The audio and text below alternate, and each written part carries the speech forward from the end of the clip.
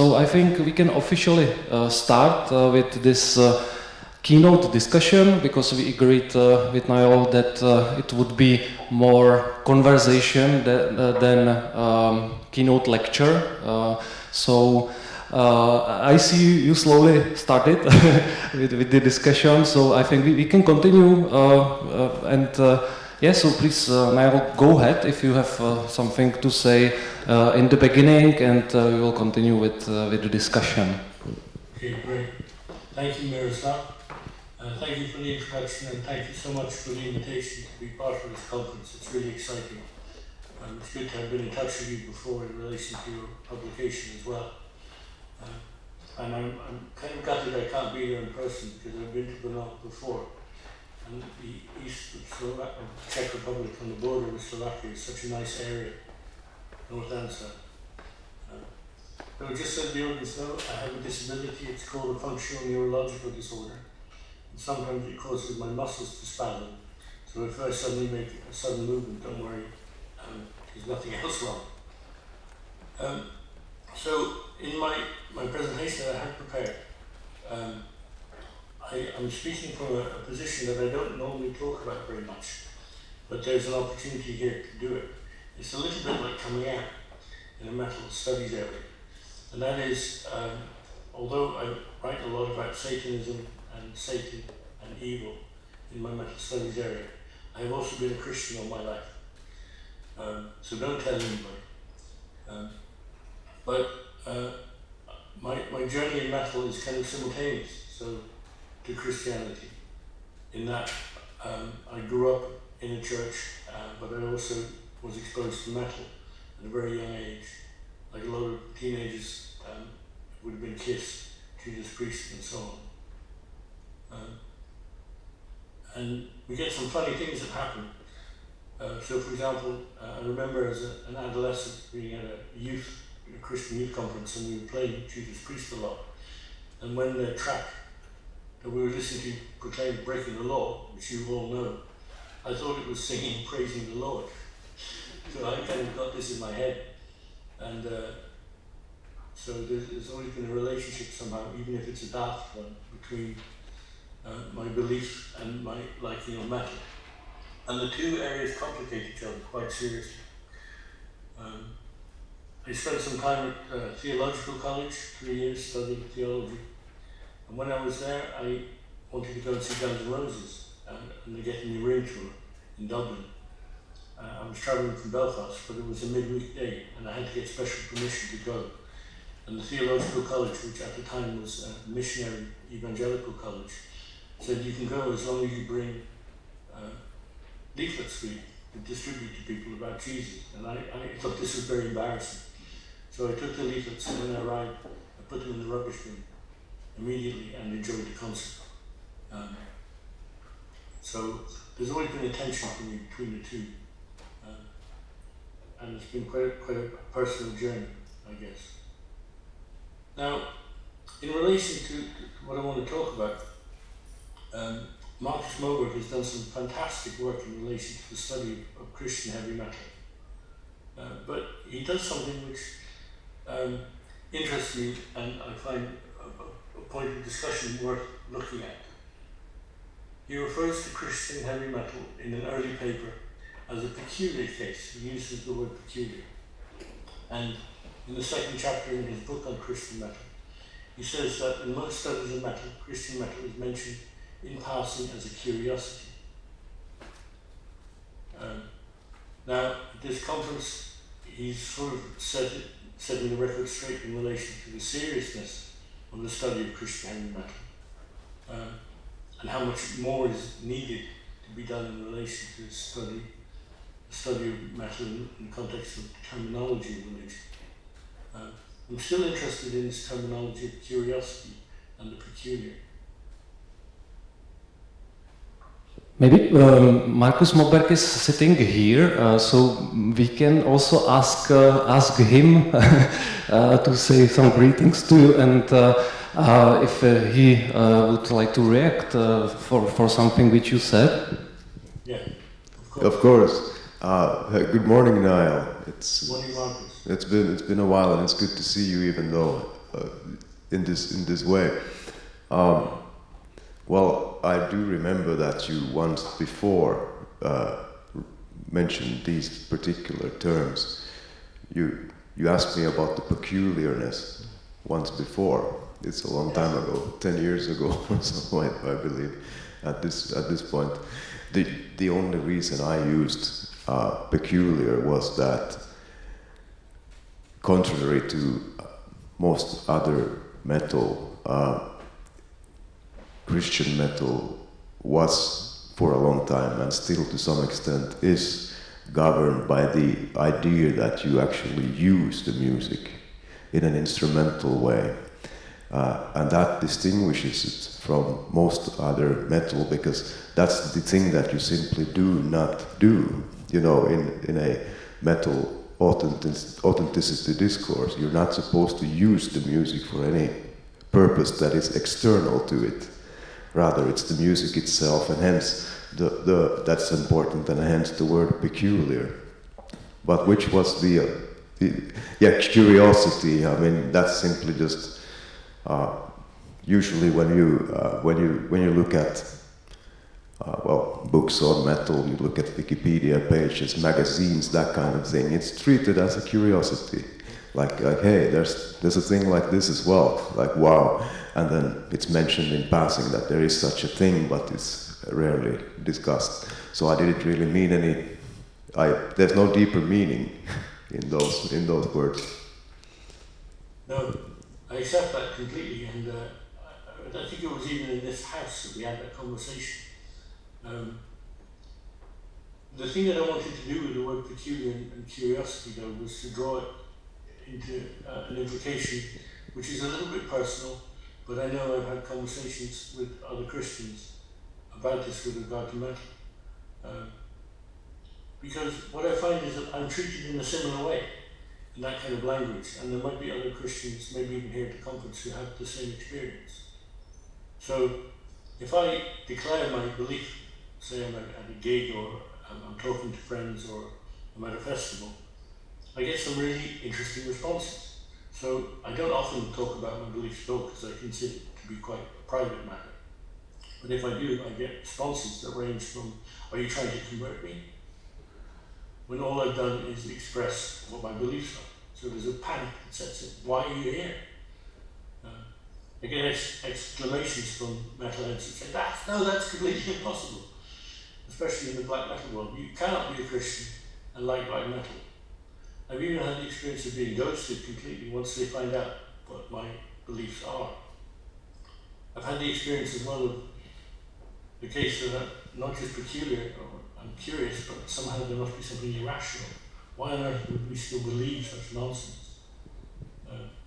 And then, of course, there's genuine and positive open interest, where the discussion develops from that. The inference made is that it clearly doesn't follow that just because one is a Christian in the metal community, that one can even be into Christian heavy metal. I don't own anything.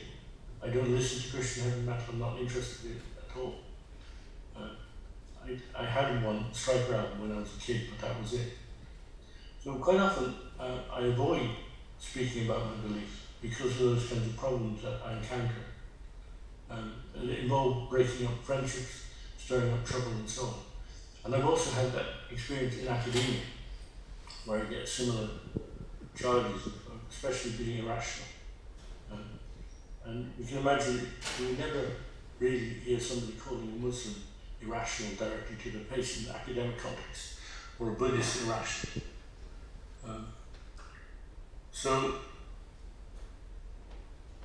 I think part of this challenge in an academic sense has to do with an anthropology, if you like, or an anthropology of Christians in metal or Christians in heavy metal, which might link to the challenge that you gave Marcus yesterday regarding research, regarding religious studies research in metal. So this treats Christianity in heavy metal, Christian metal, maybe Christians in metal, as an object of study and the opportunity to engage in the peculiarity and curiosity of such a phenomenon.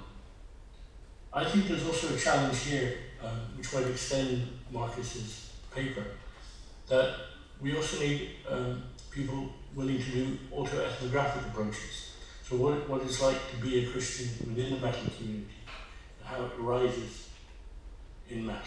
So like Lena Dawes' book, fabulous book, What Are You Doing Here?, on her experiences of a black woman in the heavy metal scene. It would be great to pick up the challenge regarding Christianity, being Christian in the metal scene. Now Marcus notes that it's virtually impossible to distinguish Christian metal from secular metal when it comes to lyrical content and themes. And this is the case. There's a great deal of thematic content that crosses over between the two fields. But maybe in agreement with Marcus, I think there's very little attention paid in scholarship to an analysis of metal in theological terms from the Christian tradition. Say, in the same way that Jeremy's paper yesterday in his published work has done such fabulous work on looking at classical studies with regard to metal music and culture. So from a Christian, if you like, or an insider point of view, or what it would be like to subject heavy metal to particular theological methods of research and analysis. There is one person who has done that work, and that's Charlotte Naylor Davis, who did a fabulous paper at a conference that's published at Helsinki, where she took Marduk's album, quoting Romans, the Book of Romans, and used biblical hermeneutics as a way of analysing and studying the text of the album. So the opportunities are there. Daniel, I don't know if you wanted to come in for any questions at this point, or I have more to say, but... Okay, so I just wanted, I prepared myself for the part of the moderation, so I'm had like a small entree that was already skipped over that I wanted to present to you as a part of the University of Central Lancashire. And I was wondering, there's quite a lot of things happening generally in cultural studies in the University of Central Lancashire. How come? Is it specialized in general in I would say not only metal studies, but I came across the studies of cinema, the cultural aspects of migration, and so on and so forth. So is it the very hub for the questioning of culture nowadays in the UK? It's very active, but it's in a problematic situation because of the politics of the country, because we have a conservative government.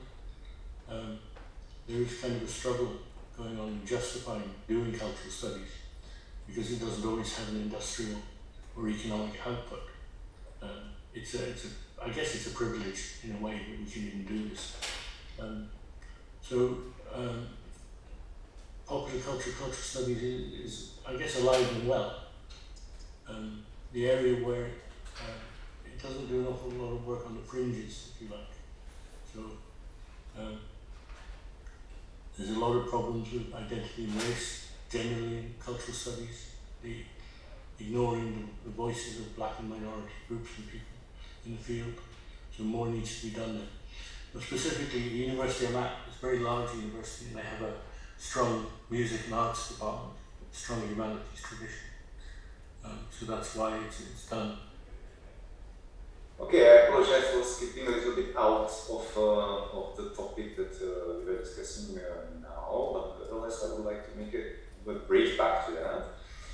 We have already started to discuss with Niall some issues linked with the ethics, and now in this very reaction, Niall, am I pronouncing your name right? I apologize. Niall, is it? Yeah, Niall. Sorry, I apologize. Okay, my first name is Andre, yes, Andrew in English, Andrew. So Daniel is my family name. And okay, we got to the point that we started to discuss Niall's involvement in the ethical committees and the bioethics, and now we mentioned also the issues of the global south and the race, and we started to discuss about what kind of ethical stakes are there in relation to the metal study. So one of them was also this kind of autobiography, that I see in the chat that Charlotte wants to ask a question on that. So I will just make my point with the autobiography, and it's maybe also crossing over metal studies as a subject. Nevertheless, in a wide range of subjects linked with local culture, with cultural studies, we are somehow writing, and I'm working as a historian, so it's even more problematic for me. We are writing our own histories. So is it, what kind of ethical stakes does that present? And I don't know if Niall, if you want to react, or if Charlotte wants to ask a question about ethnography before that. Charlotte, do you want to ask first? I see you there. Hi. Apologies everyone, it's 8 o'clock in the morning here, so I am starting in bed. So obviously I am one of the Christians who works in metal and academia. I'm a biblical scholar, for those of you who don't know, but I ended up writing on metal straight after my thesis, and what I mainly do now is find the kind of cultural touch points between metal and biblical scholarship. So I did some teaching yesterday on imprecatory psalms, so songs that wish curses on people, and how similar those are to metal and the way that we process things.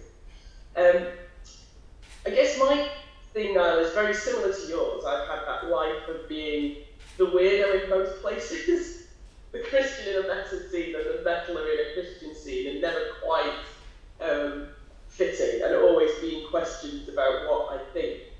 Which I do think, as you say, opens up some interesting places for research on outsider status and what it is to be the other, and how we construct ideas of the other inside of metal, and who we accept as being othered and weird, because Christians are not seen as being the other. And that's partly to do with the fact that outside of metal culture, Christianity is dominant.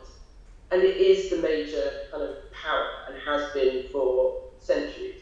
So I guess my question to you is, have you had thoughts on how we deal with that? So we have both a strange outsider status, but if I was going to do autoethnography, which I haven't really done seriously in metal, how do I deal with the fact that I do kind of represent the dominant power against which metal is rebelling? And is there good methodology for that? Could you help us think about it? It's exactly what I'm interested in, and I think we need to rethink about what it means to be marginalized. So to take seriously the possibility that somebody can be within a dominant group and still be marginalized within that group. It's very much the case that with sexism and gender is a really good example, is that women can be part of a dominant group. It could be business or management, it could be some kind of culture, corporate culture, it could be academia, for example, and still be marginalized within that group. So there are, if you like, intra-marginalizations that happen. And as academics, we have an opportunity and responsibility to tease out those more subtle distinctions. I, for example, identify most strongly with the Dutch Reformation tradition called the Remonstrants Church. It's a tiny movement. They call themselves free thinkers. They're related to Quakers, Anabaptists, and Unitarians. But they're vilified by other Christian churches because of their free thinking and their openness.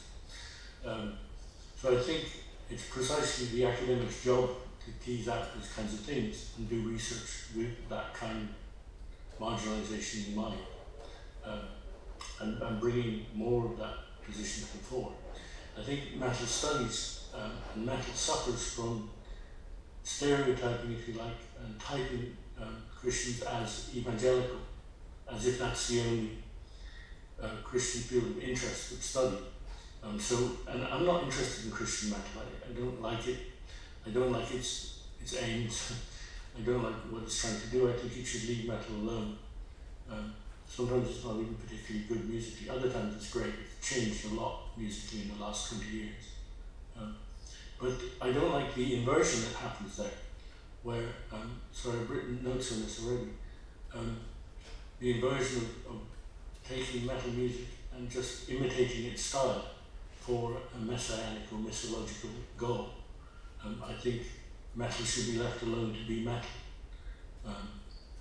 So where inversion is a theme that occurs in heavy metal music, upside down cross, and so on, it too can make mistakes in being very simplistic in its inversions.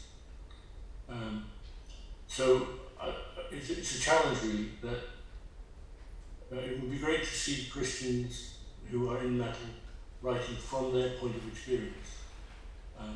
In the same way that Jasmine Shadrach has done with regard to black metal and trauma, what it's like to be a woman in the metal scene and overcome certain boundaries and barriers. I'm a philosopher, so I'm not an anthropologist. It's not my field. So I don't want to step over too many barriers or marks in criticising the field and not, especially theme. But yeah, I hope that answers you in some way.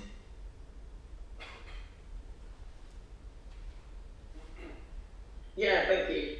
It's really helpful because I think having good method is a good way to ask decent questions.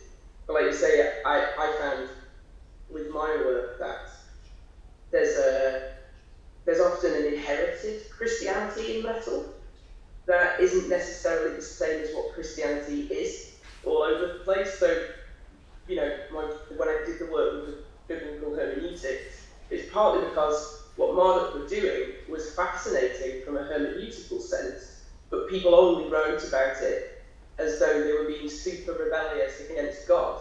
But actually, they're really fitting into a Lutheran interpretation of Scripture. So they've inherited things, and I think we do need to look a little bit more seriously on what has been inherited of religion in metal, and that people are coming from they are rebelling against particular streams of Christianity, and interrogate those theological concepts in a more nuanced way than just we hate God.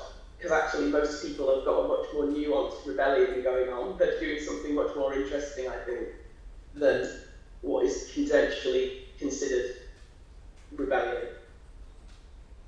It's true.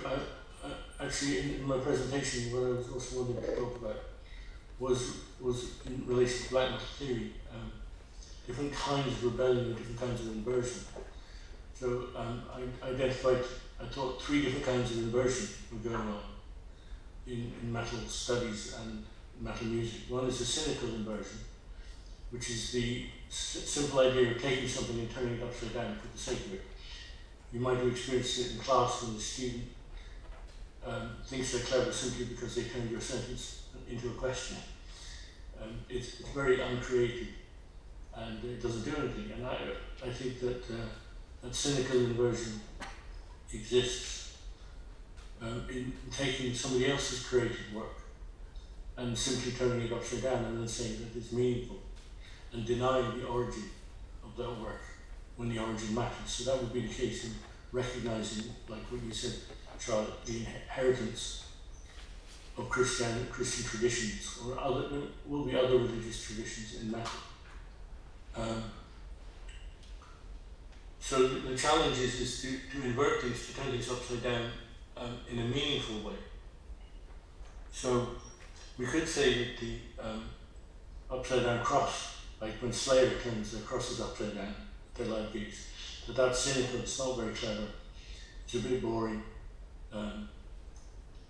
it doesn't really do very much. But when the symbol of the cross was turned upside down in the Gospel of St. Peter, when St. Peter said that he wanted to be buried with his head downwards, that's a creative act. That's taking a symbol that was meaningful, inverting it for the goal of humility. We could argue that the Christian use of the cross as a Roman execution tool, turning it into a religious symbol, is creative as well. The cynical inversion, I think, just leads to the cross turning round and round on the same spot, because you just want to revert the thing that's been inverted. So in a more positive way, there can be an objective inversion or a negative inversion. And that would be the kind of inversion that is used to completely reject a certain worldview ideology. A good example of this would be humanist atheism, where rather than constantly railing against religion, a completely different way of thinking and being is promoted. And it doesn't always go back to Christianity. So the rejection of the very foundations of Christianity. And this is problematic when certain kinds of Satanism claim to reject Christianity, but are utterly bound to their history and theology for their position. So when Watain, in their video Diabolis in Musica present, and I've written about this in terms of Daniel Erickson writing about turning away from God. God is always left in the background in some way. So the Satanist that turns away, cursing and spitting, always has God peering over his or her shoulder, or their shoulder, in the distance. But I think there's an opportunity as well in research for a creative inversion. So a form of inversion that builds on what has gone before. I think Charlotte's work is a good example of that. Taking Marduk's album and creatively doing something with it that's quite novel with regard to hermeneutics.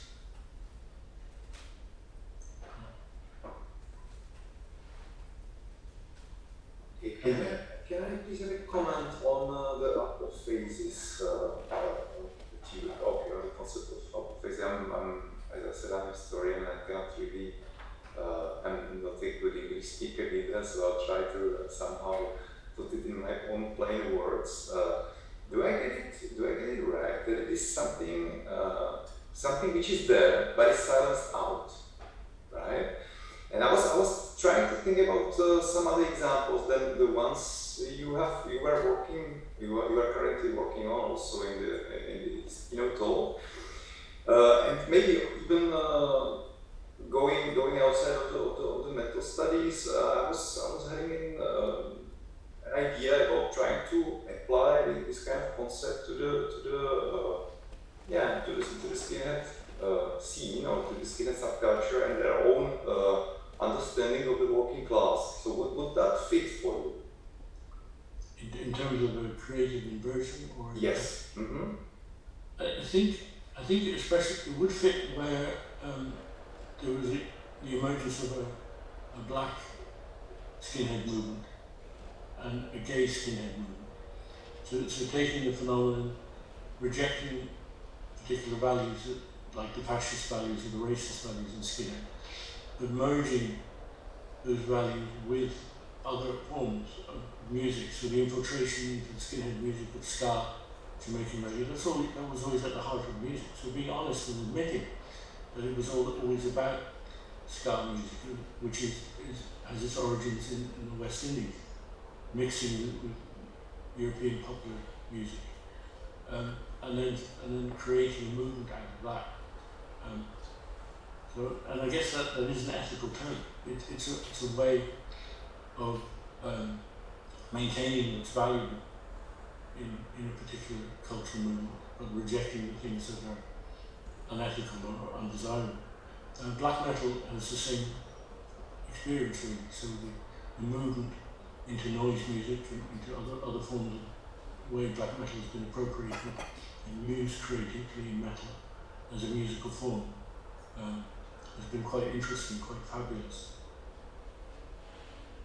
Excellent. I'm glad that you also managed to make a link with the ethical issues that we somehow started to tackle, but we had to cut them.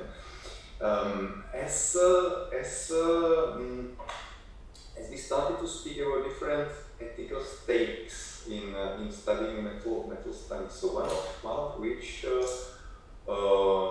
we said would be giving the voices to the global south, right? Giving more attention to the issues of race within the metal studies and so on and so forth. Would you have any other recommendations?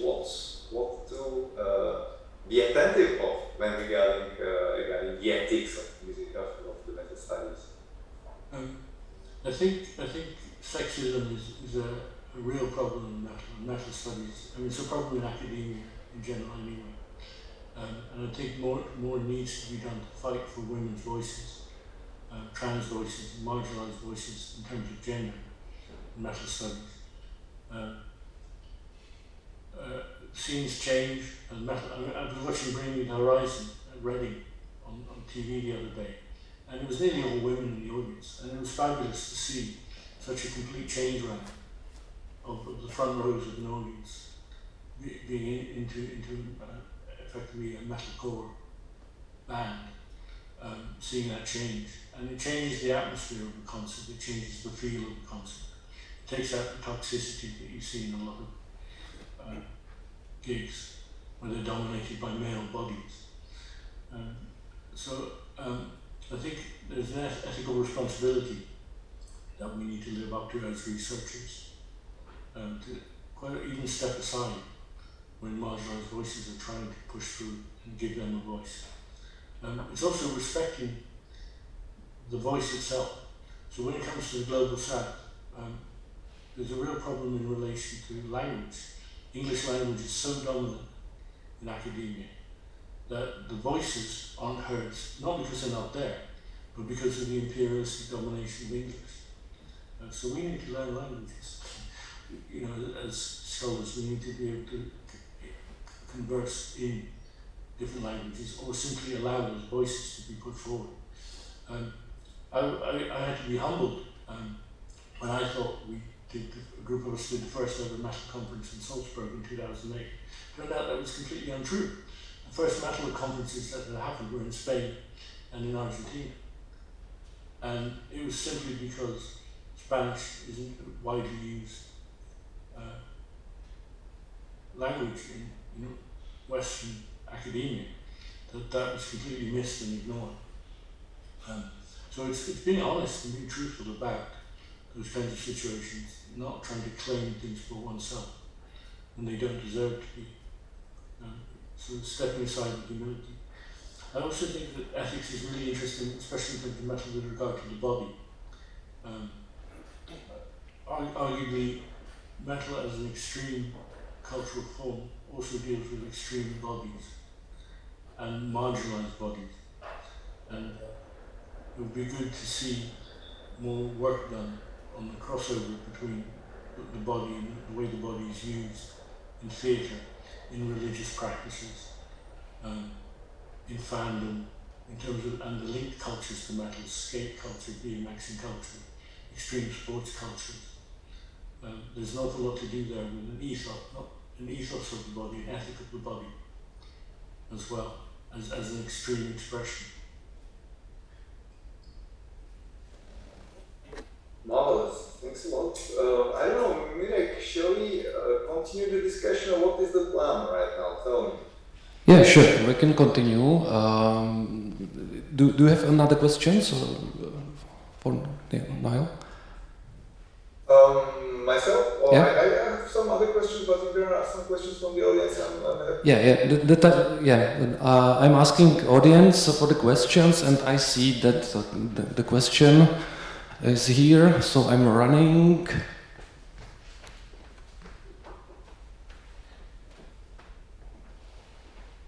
Hi Niall.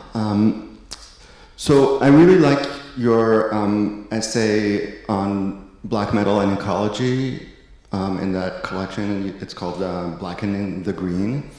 And I'm not going to attempt here to summarize it if you want to.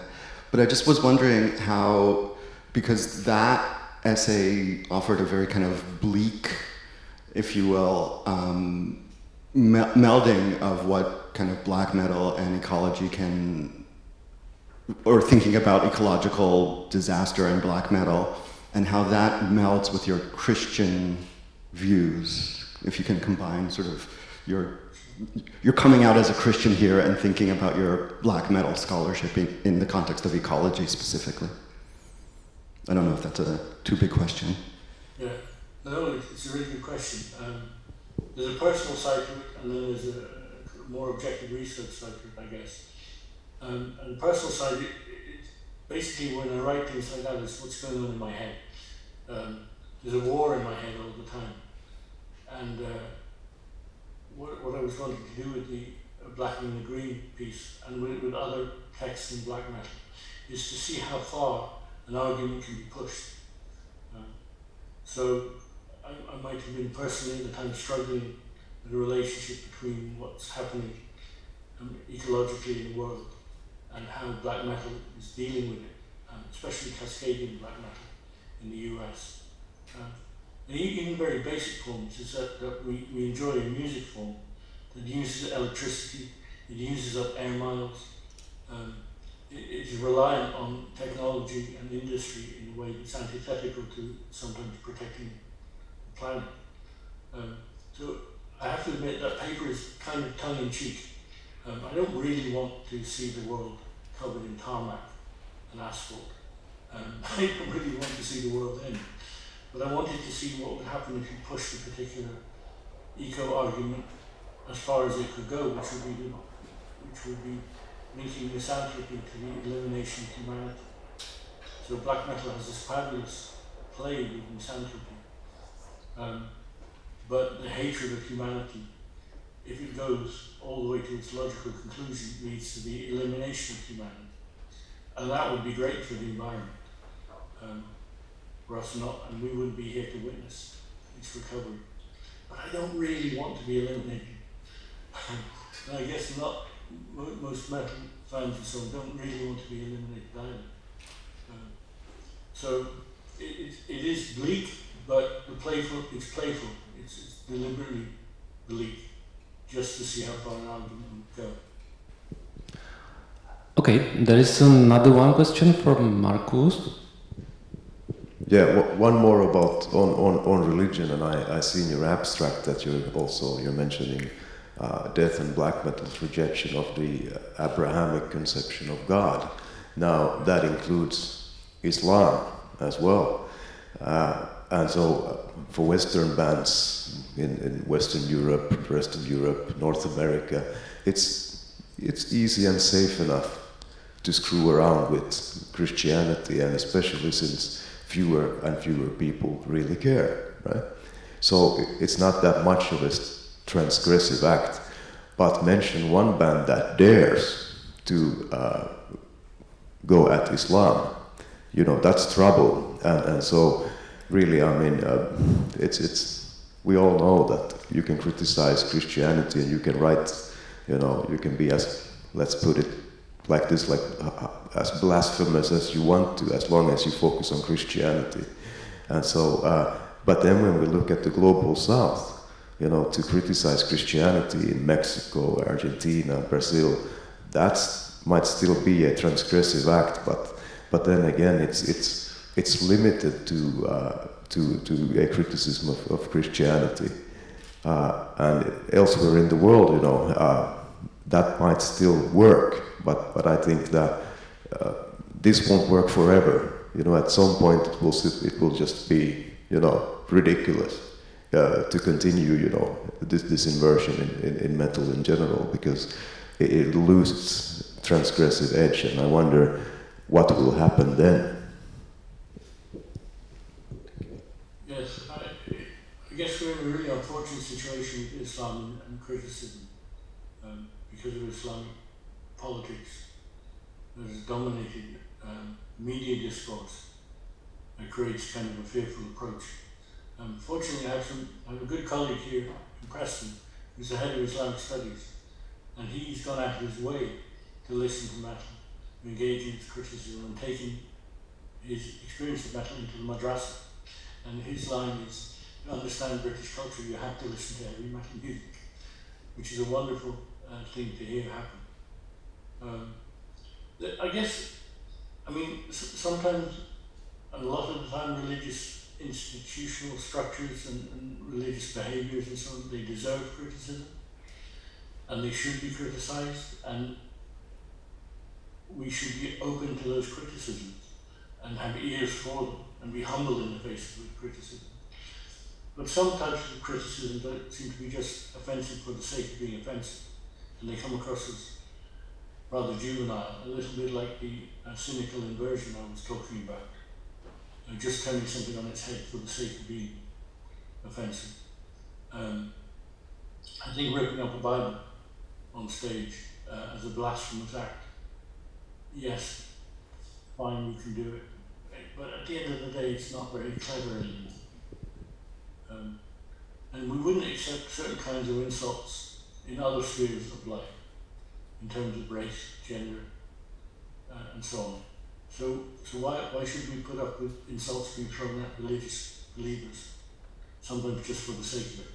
So I'm all in favour of justified criticism, but I think there's an opportunity to go beyond simply blaspheming, insulting somebody for the sake of it, or insulting somebody in particular words, because I think it just causes more division. It doesn't open up dialogue, which is really what's needed in these contexts.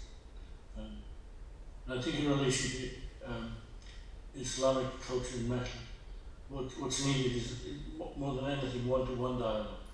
So opening up conversations with people when you meet them, with Muslims, and saying, no, this is what's going on here.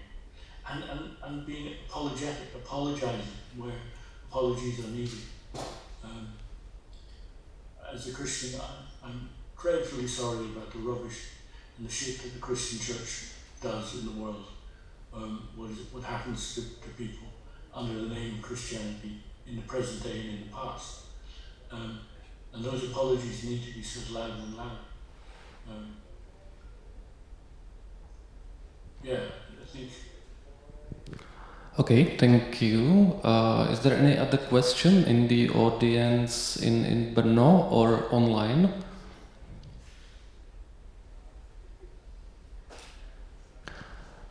So maybe Ondřej, if you have another question.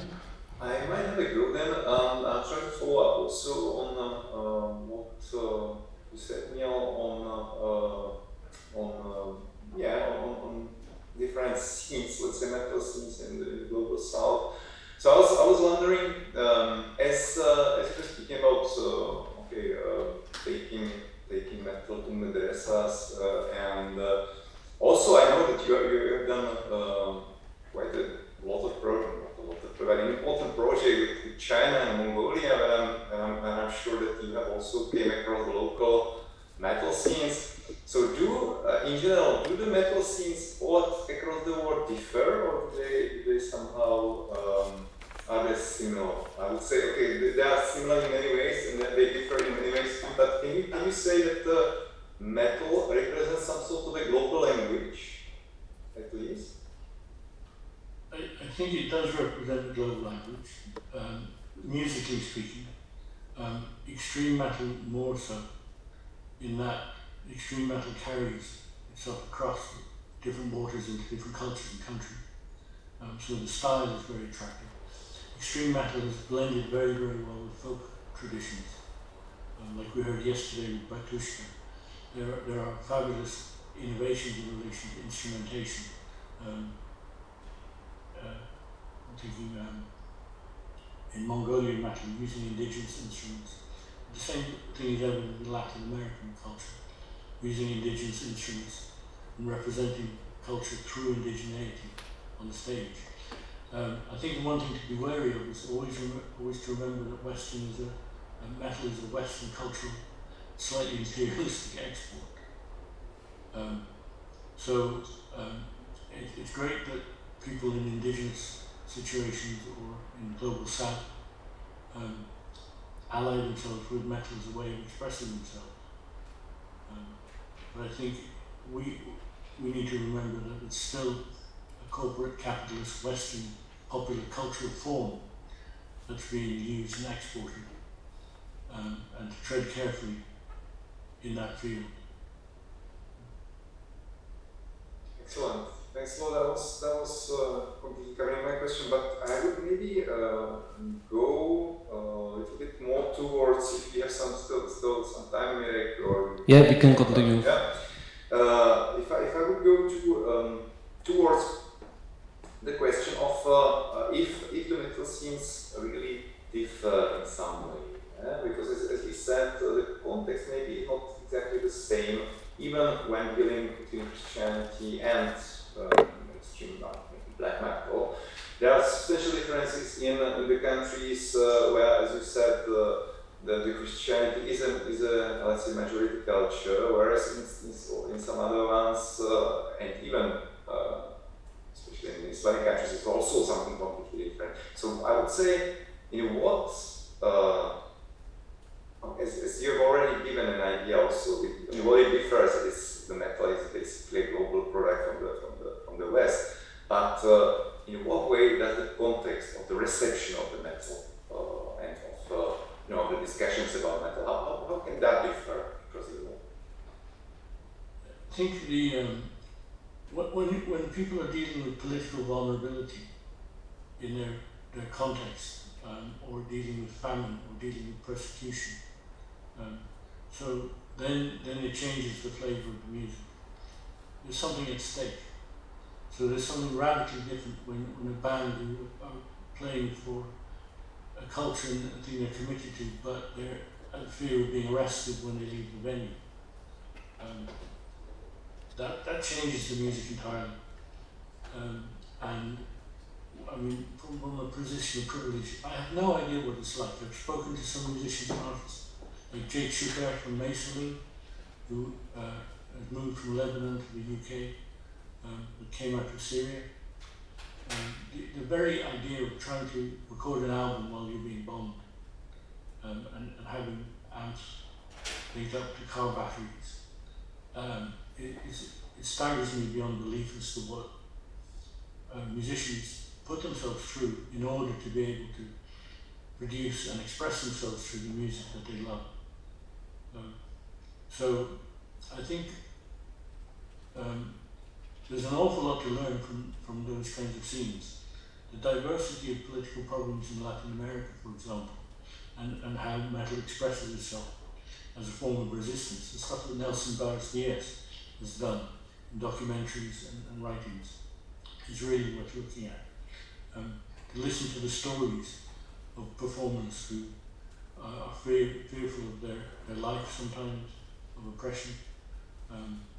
Sometimes they're religious struggles, anti-religious struggles, sometimes they're class-based oppressions, and so on.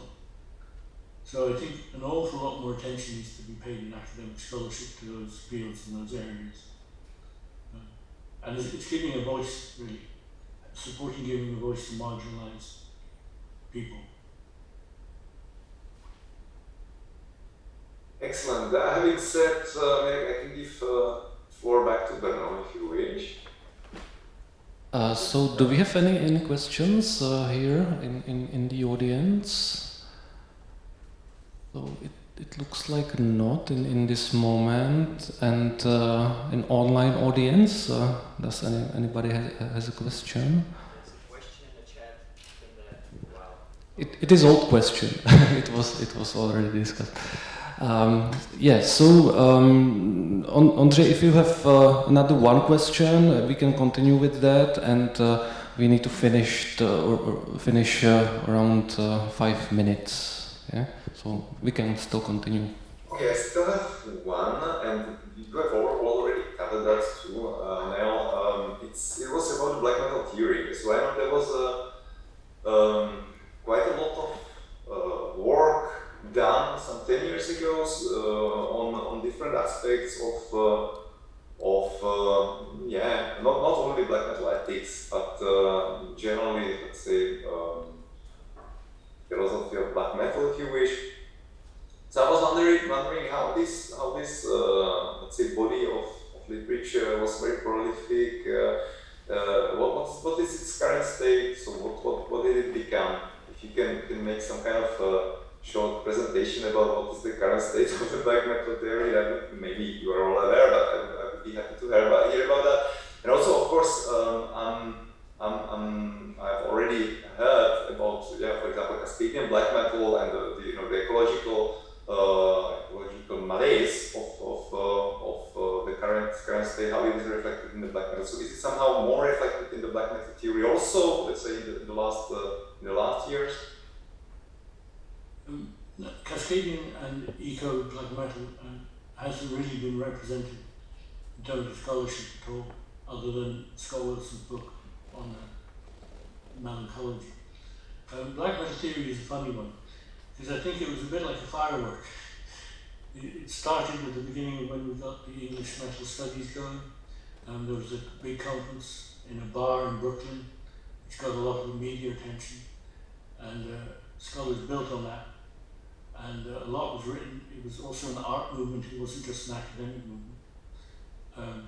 And it set down a kind of a tone or a way of doing scholarly writing in a black metal style. So no proofreading, no checking anything, no translations of Latin texts or whatever it was, just leave things as they are.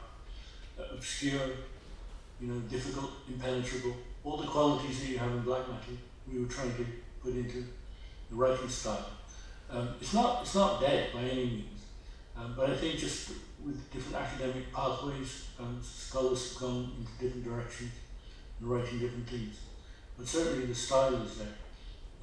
Jasmine Masaryk has recently come out with a book on her experiences in black metal, and she uses black metal theory thoroughly for that. So I think that's where it's going, is that as a form of writing it can be tapped into now, and it can be used as a style of writing. Certainly in metal music studies, we haven't received many submissions or publications in black metal theory. And I think that's okay. I think it's okay that it did its thing, it had an impact, and it lasted. And sometimes you don't want to repeat things that are really good, because all you end up doing is repetition rather than innovation. But there's still room for more, I think, of that kind of writing. But other people, go ahead. You set up a black metal theory seminar, and a DIY approach is really important in that regard. Okay, thank you very much. I think we should finish this section because of time is running.